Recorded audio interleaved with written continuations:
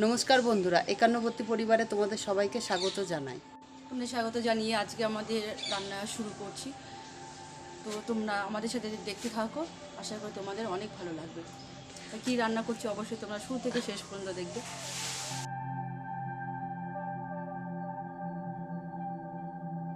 এই রকম tasty tasty জলখাবার হলে কার না ভালো লাগে বলো।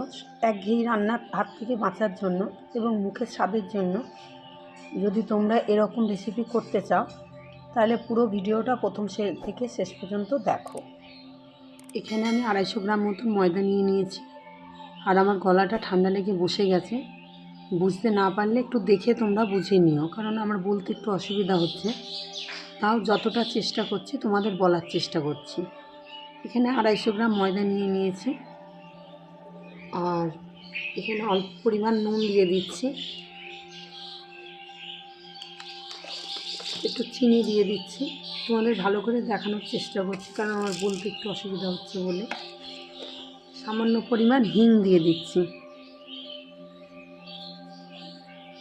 হিংটা দিলে যেহেতু আমি এটা নিরামিষ করব সেজন্য একটু হিং ব্যবহার করছি। সামান্য একটু সাদা তেল ব্যবহার করছি।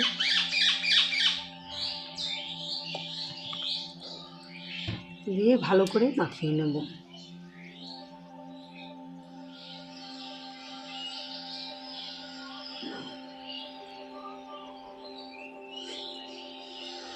ভালো করে ময়ানটা আমার মাখানো হয়ে গেছে। এবার আমি অল্প অল্প জল দিয়ে এটা মেখে নেব।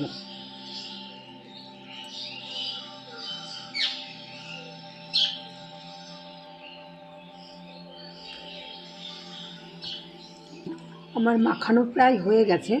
এবার আধা ঘন্টার জন্য ঢেকে রাখবো। তার আগে একটু সাদা তেলের ওপরে মাখিয়ে রেখে দেবো।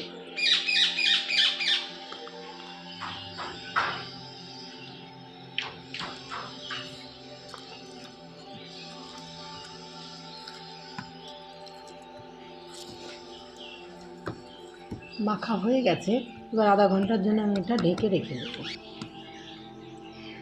এই ময়দার মধ্যে যে পুরটা আমি ব্যবহার করব তার জন্য আমি এখানে নিয়েছি ক্যাপসিকাম, গাজর, টমেটো, মটরশুঁটি, বিনস নিয়েছি। আর নিয়েছি দেখাচ্ছি তোমাদের। এখানে ছোট ছোট করে পনির আমি টুকরো করে নিয়েছি। আলু নিয়েছি ছোট ছোট টুকরো করে। এক টুকরো আদা নিয়েছি, লঙ্কা কুচি করে নিয়েছি, আর একটু নিয়েছি বাটার। এইগুলো দিয়ে আমি ওই ময়দার মধ্যে পুর তৈরি করব। আর মশলার জন্য এখানে নিয়েছি আমি জিরে গুঁড়ো, ধনে গুঁড়ো আর গরম মশলা। কীভাবে আমি পুরটা তৈরি করছি তোমরা প্রথম থেকে শেষ পর্যন্ত ভিডিওটা দেখো। কড়াই গরম হয়ে গেছে, সেই কড়াইয়ে আমি একটু সর্ষের তেল দিয়ে দিচ্ছি, একটু কালো জিরে দিয়ে দিচ্ছি আর তেলের মধ্যেই দিয়ে যে কুচি করে পনিরগুলো করেছিলাম সেগুলো হালকা করে ভেজে নেব। হালকা ভাজা হয়ে গেছে, এবার আমি এটা তুলে নেব। এই তেলের মধ্যেই আমি যে আলু কুচি করে রেখেছিলাম সেটাও হালকা করে ভেজে নেব। সামান্য পরিমাণ হলুদ দিয়ে দিচ্ছি আর খুব অল্প পরিমাণ নুন দিয়ে দিচ্ছি। দিয়ে এটা 3 ভাগ সেদ্ধ হবে সেরকমভাবে ভেজে নেব।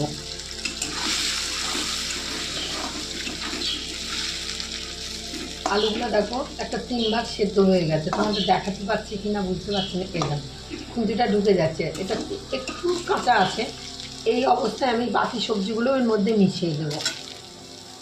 গাজর দিয়ে দিচ্ছি, ক্যাপসিকাম দিয়ে দিচ্ছি, বিনস দিয়ে দিচ্ছি, মটরশুঁটি দিয়ে দিচ্ছি, লঙ্কা কুচি দিয়ে দিচ্ছি, আর একটু সাদানার জন্য একটু চিনি দিয়ে দিচ্ছি। এই সবজিটা তোমরা তোমাদের ইচ্ছা মতন করতে পারো। আমি এখানে নিরামিষভাবে করছি বলে পনির ব্যবহার করছি। তোমরা চাইলে চিকেন ব্যবহার করতে পারো, মটন ব্যবহার করতে পারো, এগ ব্যবহার করতে পারো। এখানে আমার ভাজা হয়ে গেছে। এখন এই সময় আমি যে আদা টুকরোটা নিয়েছিলাম সেটাও এর মধ্যে আমি কুরকুরের মাধ্যমে একটুখানি কুড়ে নেব।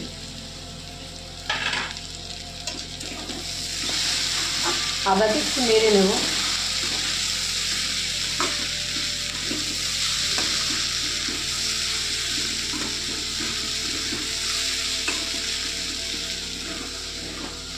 আদাটা ভাজা হয়ে গেছে। এবার আমি এর মধ্যে খুব সামান্য পরিমাণ জল ব্যবহার করব। জলটা ব্যবহার করার কারণ হচ্ছে আমি এখানে জিরে গুঁড়ো আর ধনে গুঁড়ো ব্যবহার করব, যাতে আমার কষতে সুবিধা হয়। এখানে জিরে গুঁড়ো দিচ্ছি অল্প পরিমাণ, ধনে গুঁড়ো অল্প পরিমাণ দিচ্ছি, দিয়ে ভালো করে এটা কষে নেব। আর যে টমেটো কুচিটা করেছিলাম সেটাও এই সময় আমি দিয়ে দেবো, দিয়ে ভালো করে কষতে থাকবো। খুব সুন্দর একটা গন্ধ ছেড়ে দিয়েছে, সেদ্ধ হয়ে গেছে। আমি নামিয়ে ফেলবো। এই যে ক্যাপসিকাম সুন্দর সেদ্ধ হয়ে গেছে, এবার নামাবো আমি। তার আগে আমি একটুখানি বাটার দেখিয়েছিলাম তোমাদেরকে, এই সময় আমি বাটারটা দিয়ে দেবো এর মধ্যে। বাটারটা সুন্দর গলে গেছে, এবার নামাবো। আমার আগে যে পনিরের টুকরোগুলো আমি ভেজে রেখেছিলাম সেটাও এর মধ্যে মিশিয়ে দেবো, আর সামান্য পরিমাণ গরম মশলা দিয়ে দিচ্ছি। এটা ঠান্ডা করার পরেই আমি ওই ময়দার মধ্যে ব্যবহার করব। ময়দা মাখা আমার আধ ঘন্টা হয়ে গেছে, আধ ঘন্টা পর চলে এসেছে, দেখো ময়দাটা। এবার আমি 5 মিনিট মতন ময়দাটা ভালো করে চটকে নেব। এবার আমি ময়দাটা বেলে নেব, তার জন্য আমি এখানে চাকতার গায়ে একটু তেল বুলিয়ে নিচ্ছি, ভালো করে গোল করে নিচ্ছি।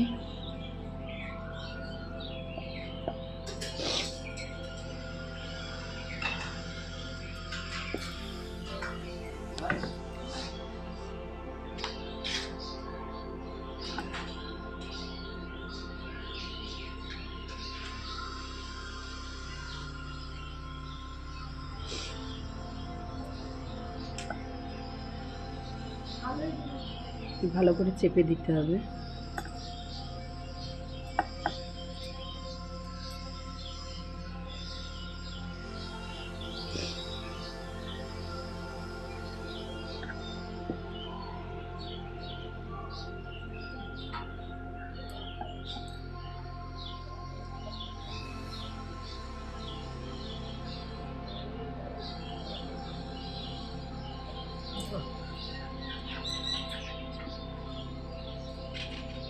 তোমাদের আর একটাও তৈরি করে আমি দেখাচ্ছি যে আমি এটা কিভাবে বানাচ্ছি। পুরটা দিয়ে ভালো করে এটা মুখটা সেট করে দিতে হবে চারিদিক দিয়ে। ভালো করে দেখো আমি আটকে নিচ্ছি, নিয়ে ভালো করে আমি এই মুখটা লাগিয়ে নিচ্ছি। তোমাদের এবার ভাজাটা দেখিয়ে দিচ্ছি যে কীভাবে ভাজছি আমি। এবার যে আমি তৈরি করে রেখেছিলাম দেখো ভাঁজটা, আমি উল্টো করে দিচ্ছি, উল্টো করে ভালো করে ভেজে নেব। ওটাও দিয়ে দাও বেশি,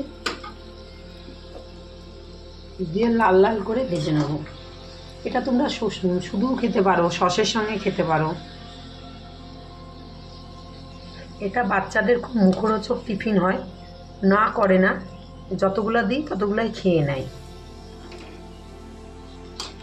লাল লাল ভাজা হয়ে গেছে, এবার তুলে নেব। তোমাদের আমি ভেঙে দেখাচ্ছি ভেতরটা,